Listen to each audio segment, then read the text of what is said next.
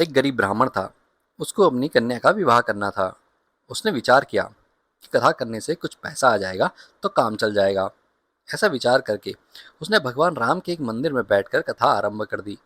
उसका भाव ये था कि कोई श्रोता आए चाहे ना आए, पर भगवान तो मेरी कथा सुनेंगे ही। पंडित जी की कथा में थोड़े से श्रोता आने भी लगे। एक बहुत कंजूस सेठ था। एक दिन वह भी उस मंदिर में आया।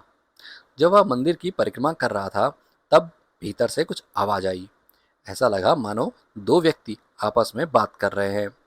सेठ ने कान लगाकर सुना। भगवान राम हनुमान जी से कह रहे थे कि इस गरीब ब्राह्मण के लिए 100 रुपए का प्रबंध कर देना, जिससे कन्यादान ठीक से हो जाए।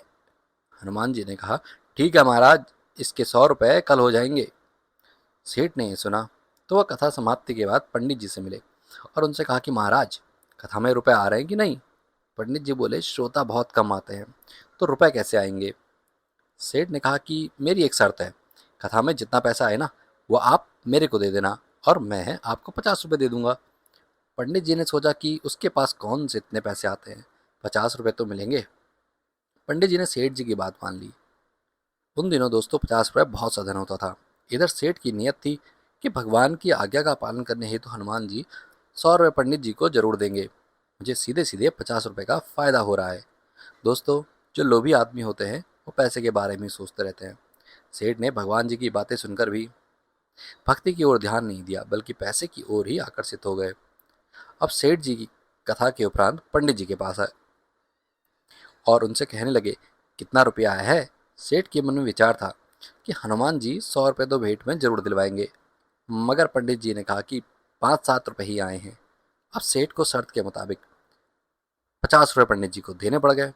सेठ को हनुमान जी पर बहुत ही गुस्सा आ रहा था कि उन्होंने पंडित जी को 100 रुपये नहीं दिए। वह मंदिर में गया और हनुमान जी की मूर्ति पर जोर से घूसा मार दिया। घूसा मारते ही सेठ का हाथ मूर्ति पर चिपक गया। अब सेठ जोर लगाए अपना हाथ छुड़ाने के लिए, पर नाकाम रहा। हाथ हनुमान जी की पकड़ में ही रहा।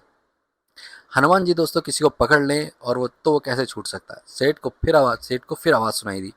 उसने ध्यान से सुना। भगवान हनुमान जी से पूछ रहे थे, तुमने ब्राह्मण को 100 रुपये दिलवाए कि नहीं। हनुमान जी ने कहा, महाराज 50 रुपये तो दिला दिए हैं, बाकी 50 रुपयों के लिए सेठ को पकड़ रखा है। ये 50 रुपये दे देगा तो छोड़ देंगे। सेठ ने सुना तो विचार किया कि मंदिर में लोग आकर मेरे को देखेंगे तो बड़ी बेइज्जती होगी। वह चिल्लाकर बोला, हनुमान जी महाराज मेरे को छोड़ दो, मैं 50 रुपये दे दूंगा। हनुमान जी ने सेठ को छोड़ दिया और जाकर सेठ ने पंडित जी को जाकर 50 रुपये दे दिए। इसलिए दोस्तों, कभी भी किसी के हक की वस्तु नहीं मारनी चाहिए।